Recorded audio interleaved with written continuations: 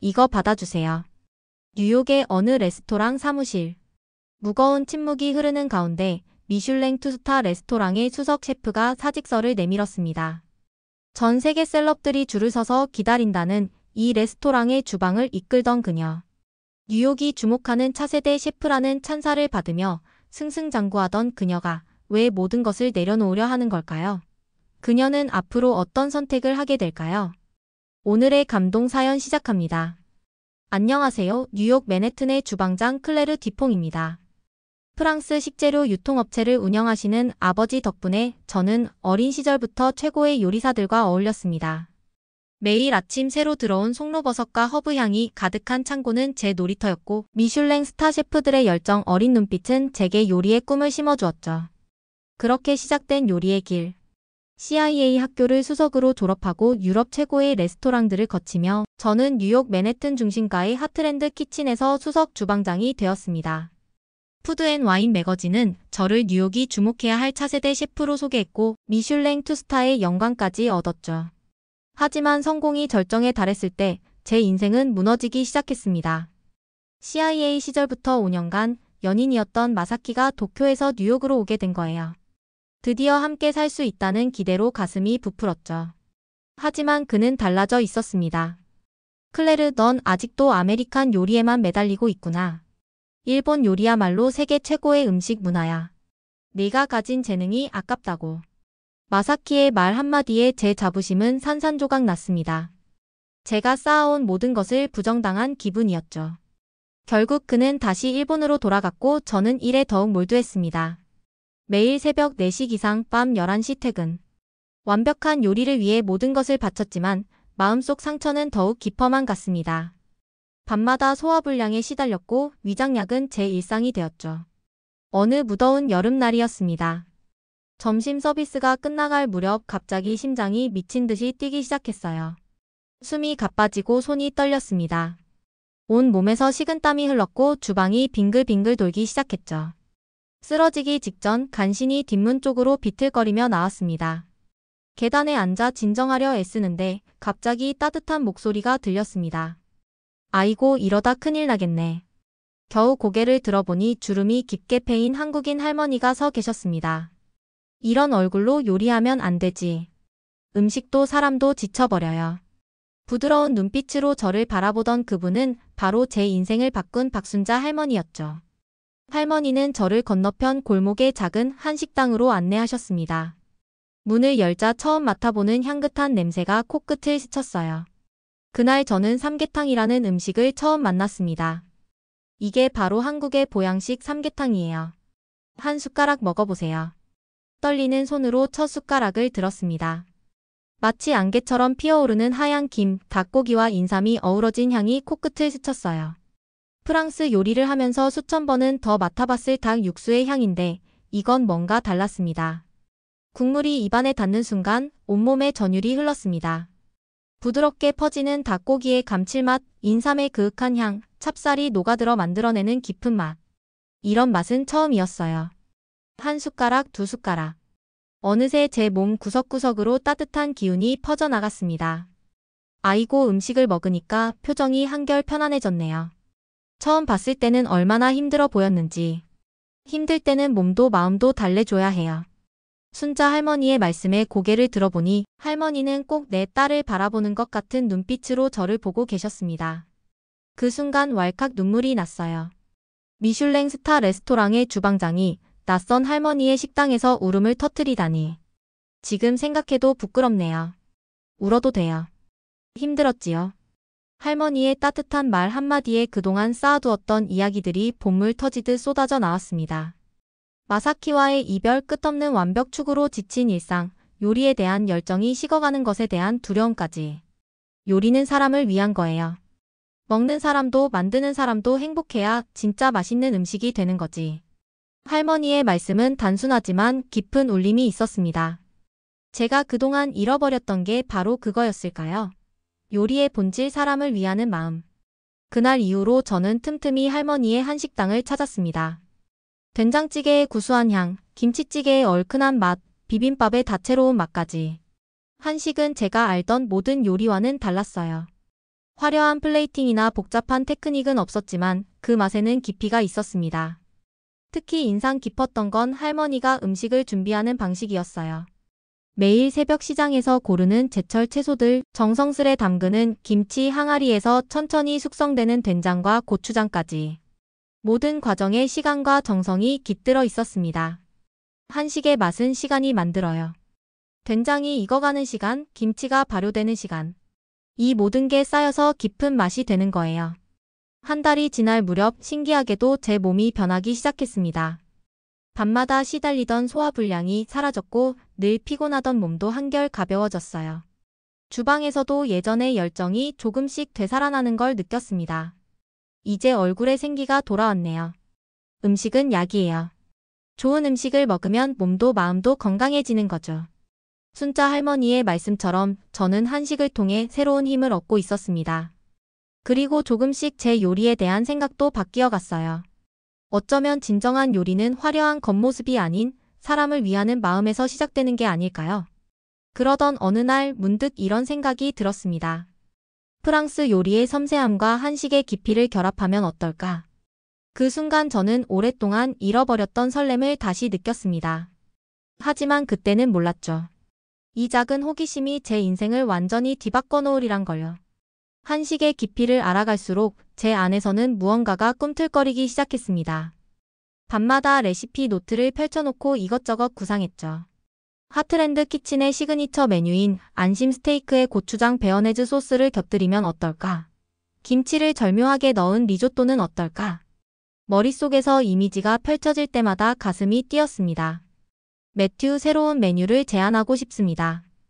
용기를 내어 매튜 스콧 오너에게 제 아이디어를 말씀드렸습니다. 하지만 그의 반응은 차가웠어요. 클레르, 우리는 전통적인 아메리칸 레스토랑이야. 미슐랭 2스타를 받은 이유도 그거지. 왜 갑자기 위험한 시도를 하려는 거야? 매튜의 말에는 일리가 있었습니다. 하트랜드 키친은 이미 성공한 레스토랑이었고 손님들은 기존의 메뉴를 사랑했으니까요. 하지만 제 마음속에서는 작은 불씨가 계속 타오르고 있었습니다. 퇴근 후 순자 할머니를 찾아갔습니다. 요즘은 할머니 곁에서 한식 조리법을 배우는 게 일상이 되었죠. 된장찌개를 끓이면서 제 고민을 털어놓았습니다. 할머니, 제가 한식과 프랑스 요리를 접목하고 싶은데 다들 반대하세요. 너무 위험하대요. 할머니는 된장을 풀어넣으시다 말고 빙그레 웃으셨습니다. 세상에 위험하지 않은 도전이 어디 있나요? 내가 처음 이 나라에 와서 한식당을 열 때 주변에서 다들 말렸어요. 하지만 내 믿음을 따랐더니 여기까지 왔네요. 할머니의 말씀은 제게 큰 용기가 되었습니다. 그날 밤 주방에 혼자 남아 테스트 쿠킹을 시작했습니다. 한국의 발효 음식들을 프랑스 요리 기법과 결합하는 실험이었죠. 수십 번의 실패 끝에 첫 번째 메뉴가 완성되었습니다. 김치크림을 곁들인 가리비구이. 프랑스식으로 구운 가리비에 김치를 갈아 만든 크림 소스를 곁들이고 그 위에 바삭하게 구운 김가루를 뿌린 요리였어요. 주방 동료들에게 시식을 부탁했더니 반응이 뜨거웠습니다. 세상에 이런 맛은 처음이에요. 신선하면서도 깊이가 있네요. 하지만 매튜는 여전히 완강했습니다. 오히려 제가 주방의 분위기를 흐린다며 더욱 강하게 나왔죠. 동료 셰프들 사이에서도 의견이 갈렸습니다. 일부는 제 시도를 지지했지만 다른 이들은 전통을 고수해야 한다고 주장했어요. 그러던 어느 날 식당 단골 손님이신 뉴욕타임스의 음식 칼럼니스트가 제 테스트 요리를 우연히 맛보게 되었습니다. 그리고 놀라운 일이 일어났죠. 이건 혁신적인 맛이에요.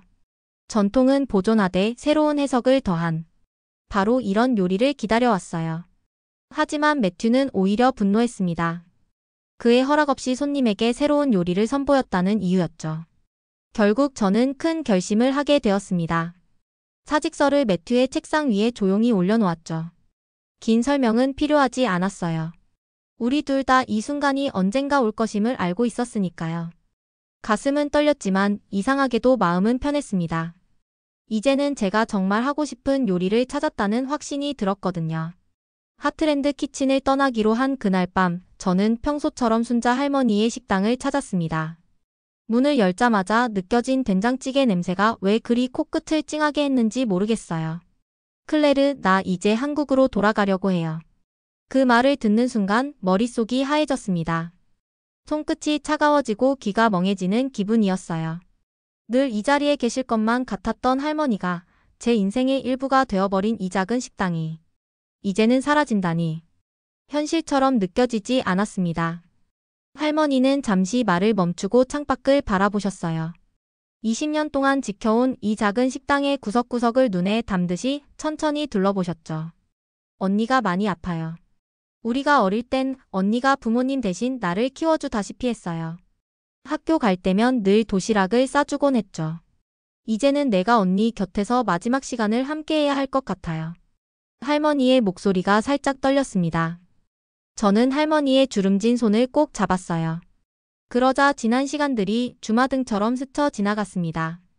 쓰러질 것 같던 제게 따뜻한 미소로 삼계탕을 내어주시던 그날, 새벽 시장에서 물을 고르며 좋은 음식은 좋은 재료에서 시작한다고 알려주시던 순간들, 김치를 담그면서 정성은 시간이 만드는 거야 라고 웃으시던 모습까지.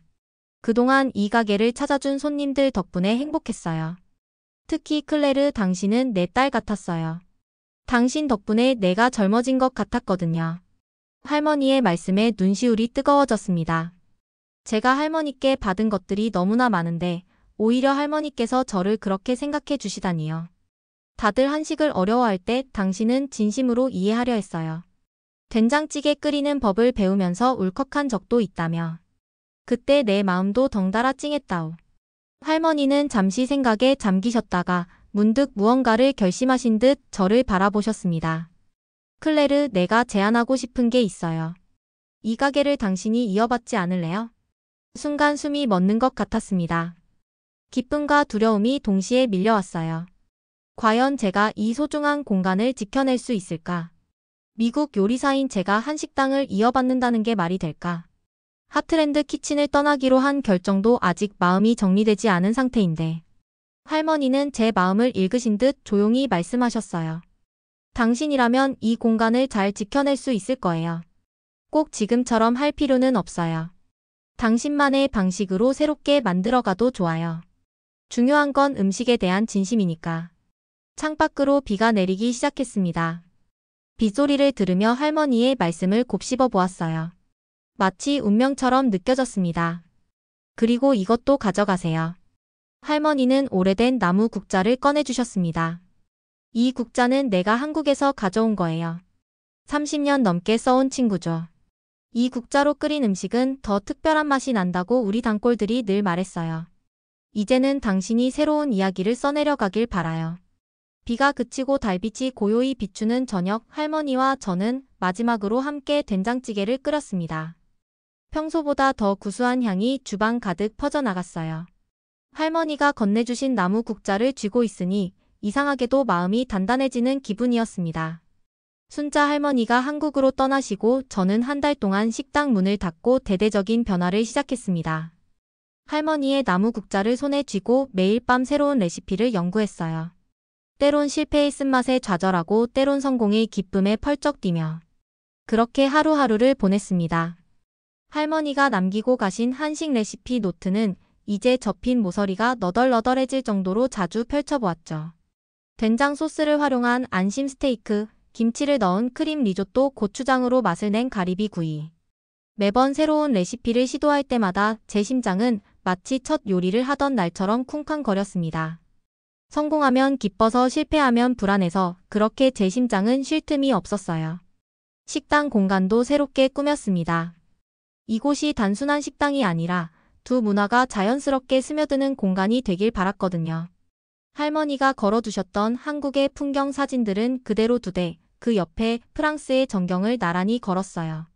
마치 제 요리처럼 한국과 프랑스가 조화롭게 어우러지는 공간을 만들고 싶었습니다. 드디어 오픈하는 날 제 손은 떨리고 있었어요. 새벽부터 준비를 하면서도 자꾸만 가슴이 덜컥덜컥 내려앉았습니다. 그때 첫 손님으로 할머니의 단골이셨던 할아버지가 들어오셨어요. 여전히 문 열자마자 오는 첫 손님이네요. 할아버지는 늘 하시던 것처럼 된장찌개를 주문하셨습니다. 할머니의 레시피 그대로 끓여 조심스레 내어드렸어요. 할아버지는 조용히 숟가락을 드셨습니다. 천천히 국물을 한 모금 삼키시더니 손이 잠시 멈췄어요. 그리고 다시 한 숟갈 또 한 숟갈. 어느새 할아버지의 눈가가 촉촉해져 있었습니다. 맛이 똑같네요. 순자 씨가 끓여주던 그 맛이에요. 그 말씀을 듣는 순간 제 눈에도 눈물이 고였습니다. 할머니의 나무 국자가 정말 특별한 맛을 내는 걸까요? 아니면 그 속에 담긴 정성이라는 특별한 재료가 더해진 걸까요? 점심시간이 되자 호기심 어린 손님들이 하나둘 찾아오기 시작했습니다. 퓨전 한식이라는 간판을 보고 들어오시는 분들의 표정에는 의심이 가득했어요. 과연? 하는 눈빛이었죠. 하지만 첫 번째 한 입을 뜨기 전까지만요. 이게 무슨 맛이죠? 한식인데. 프랑스 요리 같기도 하고. 신기해요. 특히 인기를 끈 건 김치 크림 파스타였습니다. 김치의 시원한 맛과 생크림의 부드러움이 만나 전혀 새로운 맛을 만들어냈거든요. 손님들은 한 입 먹고는 수저를 내려놓는 것도 잊은 채 그저 놀란 표정으로 음식을 바라보았습니다. 입소문이 나면서 점심시간에는 줄을 서서 기다리는 손님들이 생기기 시작했어요. SNS에서는 퓨전 한식의 신세계라는 해시태그가 돌기 시작했고 한 달 후에는 뉴욕타임스의 음식 평론가가 찾아왔습니다. 이곳의 음식은 단순한 퓨전이 아닙니다. 두 문화의 진정한 대화 그리고 그 속에서 피어나는 새로운 이야기를 맛볼 수 있었어요. 하지만 제게 가장 특별했던 건 어느 비 오는 날 찾아오신 한 할머니의 말씀이었습니다. 이 된장찌개에서 우리 어머니 손맛이 나요. 그런데 이상하게도 파리에서 먹었던 비스크 수프가 동시에 떠오르네요. 참 신기해요. 그 말씀을 듣는 순간 제 눈시울이 뜨거워졌습니다. 제가 꿈꾸던 것이 바로 이거였거든요. 음식으로 추억을 나누고 서로 다른 문화가 만나 새로운 이야기를 만들어내는 것. 밤이 되어 식당 문을 닫으면 저는 할머니가 남기고 가신 나무 국자를 바라봅니다. 이제는 이 작은 식당이 제 꿈의 공간이 되었어요. 매일 아침 시장에 가서 재료를 고르고 정성껏 음식을 준비하는 일상이 너무나도 행복했죠. 폭우가 쏟아지던 어느 날 저녁 식당 문을 닫으려는 찰나에 한 노신사가 들어오셨습니다. 흠뻑 젖은 양복 차림이었는데 그분의 눈빛에서 깊은 외로움이 느껴졌어요. 죄송하지만 된장찌개 한 그릇만 부탁드립니다. 그분은 토마스 윌슨이라고 하셨습니다. 30년 넘게 뉴욕에서 혼자 사신 분이었죠. 젊은 시절 한국에서 영어 교사로 일하시다가 그곳에서 사랑에 빠지셨다고 해요. 사실 오늘 제 아내가 될 뻔했던 사람의 기일입니다. 한국에서 만난 그녀는 정말 맛있는 된장찌개를 끓였어요. 결혼을 앞두고 있었는데 토마스의 목소리가 흔들렸습니다. 더 이상 말을 잇지 못하고 먼 곳을 바라보시는 그분을 보며 저는 특별한 된장찌개를 준비했어요. 할머니의 레시피에 제가 배운 프랑스 요리의 정수를 더했습니다. 부드러운 생크림을 살짝 넣어 국물을 더 깊고 부드럽게 만들었죠. 토마스는 조용히 한 숟갈을 떴습니다. 뜨거운 국물을 음미하는 듯 하더니 갑자기 손이 멈췄어요. 눈을 감은 채 한동안 말을 잇지 못하시다가 낮은 목소리로 속삭이듯 말씀하셨습니다. 그날이 떠오르네요. 비가 오던 밤 그녀가 내게 처음 끓여준 그 된장찌개. 그의 눈가에 맺힌 눈물이 천천히 흘러내려 테이블 위로 떨어졌습니다. 그 순간 저는 깨달았어요. 음식은 단순한 맛의 조화가 아니라 잊혀진 기억을 되살리고 아픈 마음을 감싸 안는 따뜻한 위로가 될 수 있다는 것을. 그날 이후로 토마스는 저희 식당의 단골이 되었습니다. 매주 한 번씩 찾아와 이야기를 나누며 조금씩 웃음을 되찾아갔어요. 어느 날은 같은 아파트에 사는 이웃분과 함께 오시기도 했죠. 클레르, 당신 덕분에 제가 다시 삶의 의미를 찾았어요. 이제는 혼자가 아니라는 걸 깨달았죠. 토마스의 얼굴에서 더 이상 외로움을 찾아볼 수 없었습니다. 한 그릇의 된장찌개가 그의 닫혀있던 마음을 열어준 거예요. 어느 날 예상치 못한 손님이 찾아왔습니다. 조용히 요리를 음미하던 그는 떠나면서 명함을 남겼어요. 미슐랭 평가단. 순간 심장이 두근거렸습니다. 하지만 이내 미소 지었죠. 이제 저에게 중요한 건 별이 아니었으니까요. 손님들의 표정에서 읽히는 행복과 위로, 그것이 제가 진정으로 추구하는 가치가 되었습니다. 매일 아침 시장에서 장을 볼 때면 순자 할머니의 말씀이 떠오릅니다. 음식은 단순한 요리가 아니라 마음을 담는 거예요. 할머니의 나무 국자로 음식을 만들 때마다 저는 그 말씀을 되새깁니다. 이제는 이 작은 식당이 단순한 레스토랑이 아닌 지친 영혼들이 잠시 쉬어가는 안식처가 되었어요. 요즘도 저는 매일 새로운 레시피를 연구합니다.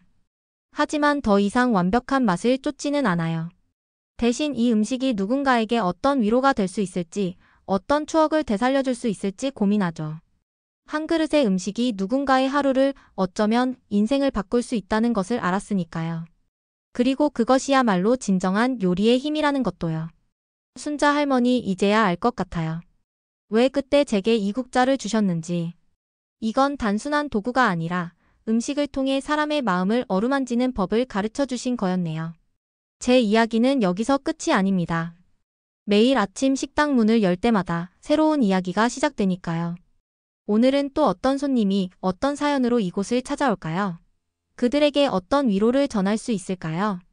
그리고 언젠가 순자 할머니가 다시 뉴욕에 오시는 날 저는 자신 있게 말씀드리고 싶습니다. 할머니, 저 이제 알았어요. 요리는 단순한 기술이 아니라는 걸요. 한 사람의 기억을 그리고 삶을 따뜻하게 감싸는 힘이라는 걸요. 오늘의 사연을 통해 감동, 공감, 사랑을 느끼셨다면 구독과 좋아요, 알림 설정을 잊지 말아주세요. 감동과 사랑 그리고 공감을 느낄 수 있는 채널 감사공이었습니다. 감사합니다.